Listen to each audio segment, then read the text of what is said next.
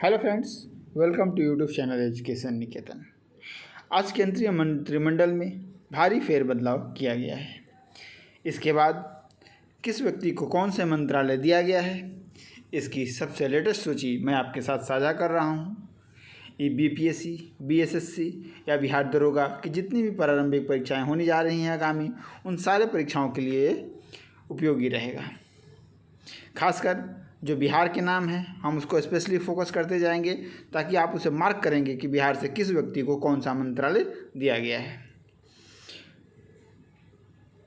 श्री राजनाथ सिंह के मंत्रालय में कोई परिवर्तन नहीं किया गया है। ये अभी भी मिनिस्टर ऑफ डिफेंस इनके पास है, रक्षा मंत्रालय इनके पास है।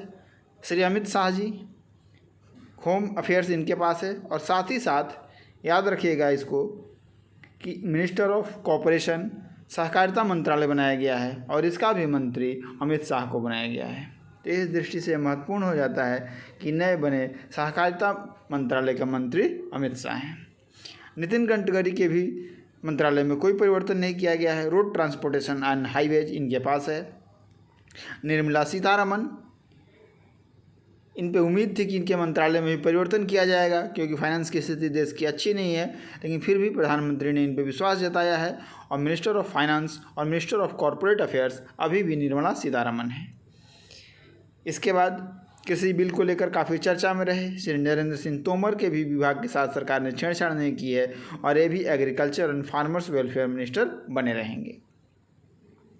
अगर हम बात करें विदेश मंत्रालय की, तो विदेश मंत्रालय से भी छेड़छाड़ नहीं किया गया है और doctor S Jaishankar minister of foreign affairs external affairs अभी भी बने हुए हैं।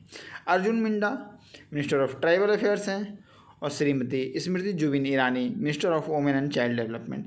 यानी ये 8 वैसे मंत्री हैं जिनके मंत्रालय में छेड़छाड़ नहीं की गई है, किंतु स्मृति ईरानी के पास जो एडिशनल मंत्रालय था उसे वापस ले लिया गया है।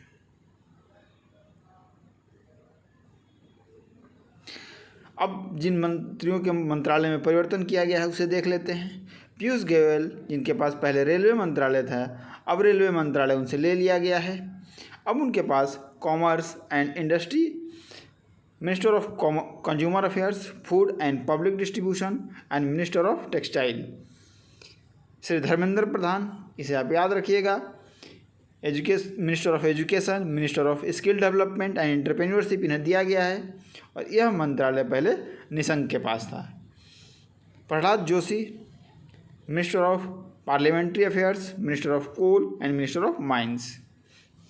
Shri Narayan Tatu Rane minister of micro small and medium enterprises, यानी कि एमएसएमई का मंत्रालय महाराष्ट्र से आने वाले श्री नारायण राणे को दिया गया है।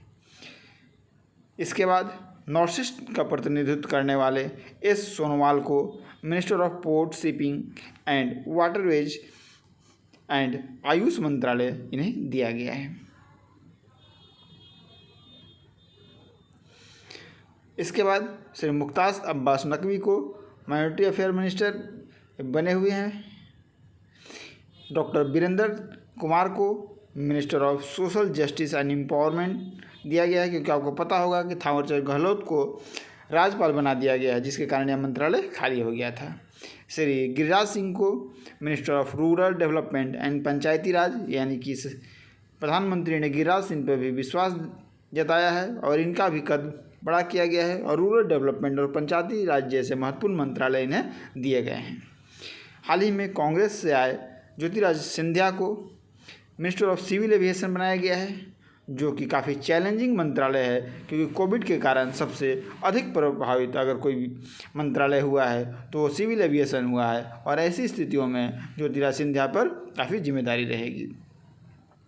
इसके बाद Shri Ramchandra Prasad Singh minister of steel बनाया गया है, यानी कि जेडीयू कोटे से हैं बिहार से, तो इन्हें आप याद रखिएगा कि श्री रामचंद्र प्रसाद यानी CP सिंह, जिसे शॉर्ट नेम से बिहार में जो फेमस हैं, उन्हें मिनिस्टर ऑफ स्टील बनाया गया है। जेडीयू से हैं, राज्यसभा के सांसद हैं।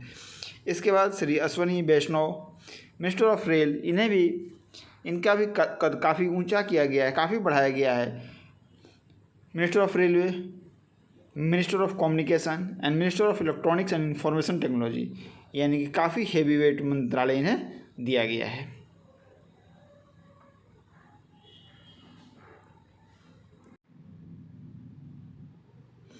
इसके बाद बिहार के जो तीसरे मंत्री हैं वो हैं श्री पशुपति कुमार पारस, जिन्हें minister of food and processing industries का मंत्रालय दिया गया है। ये बिहार के हाजीपुर से सांसद हैं, तो इस चीज़ को आप याद रखेंगे। गिरिराज सिंह, जिनको रूरल डेवलपमेंट मंत्रालय दिया गया है, बिहार के बेगूसराय से सांसद हैं। यानी संसदीय क्षेत्र याद रखिएगा, पार्टी याद रखिएगा, क्योंकि अब जो सवाल पूछने का ट्रेंड है वो सीधा ना पूछ कर कभी कभी उसे घुमा कर पूछ लेते हैं। श्री गजेंद्र सिंह शेखावत को मिनिस्टर ऑफ जल शक्ति, जो कि पहले भी ये मंत्रालय इनके पास था। श्री किरण रिजवी को लॉ एंड जस्टिस, यानी कि किरण रिजवी पे भी सरकार ने विश्वास जताया है और एक जटिल मंत्रालय किरण रिजवी को दिया गया है। श्री आर के सिंह, ये बिहार के आरा से सांसद हैं, पूर्व में ब्यूरोक्रेट रह चुके हैं। इनको minister of power and minister of new and renewable energy का मंत्रालय दिया गया है। पहले से भी ये मंत्रालय इनके पास में था। श्री हरदीप सिंह पुरी, इनका भी प्रमोशन किया गया है और इंडिपेंडेंट चार्ज से अब इन्हें कैबिनेट मंत्री बनाया गया है और इन्हें दिया गया है minister of petroleum and natural gas. ये मंत्रालय पहले धर्मेंद्र प्रधान के पास था। और minister of housing and urban affairs की जिम्मेदारी भी हरदीप सिंह पुरी को दी गई है। जो सेंट्रल विस्टा प्रोजेक्ट चल रहा है वो भी श्री हरदीप सिंह पुरी के ही अंदर में आएगा, क्योंकि वो अर्बन अफेयर्स के अंतर्गत उसको चलाया जा रहा है। इसके बाद जो महत्वपूर्ण मंत्रालय है, मनसुख मांडविया, उनको minister of health and family welfare and minister of chemical and fertiliser दिया गया है। इसके बाद पार्टी और संगठन में काम करने वाले राजस्थान के श्री भूपेंद्र सिंह यादव को minister of environment, forest and climate change and minister of labour and employment दिया गया है। यानी इन पे भी सरकार ने भरोसा दर्शाया है और जिस तरीके से लेबर कानून में सुधार हो रहे हैं उसको लेकर लेबर जो श्रम यूनियन है उससे किस तरह से कोऑर्डिनेट किया जाए, इसकी जिम्मेदारी श्री भूपेंद्र यादव को सरकार ने दी है।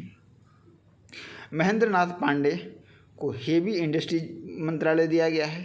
श्री पुरुषोत्तम रूपाला, इनको minister of fisheries animal husbandry दिया गया है।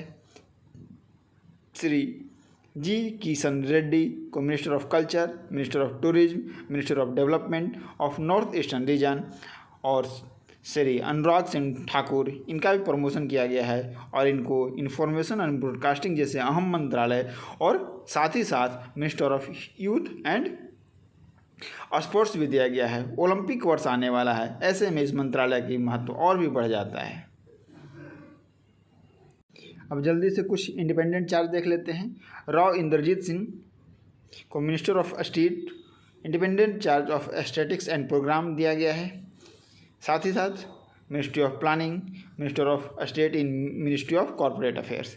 Doctor Jitendra Singh, minister of state है independent charge ministry of science and technology, minister of state independent charge of ministry of earth and sciences, minister of state in prime minister office, minister of state in ministry of personnel public grievances and pension, minister of state in development and atomic energy. यानी कि प्रधानमंत्री के पास जितने भी विभाग हैं उसके राज्य मंत्री independent charge doctor Jitendra Singh हैं।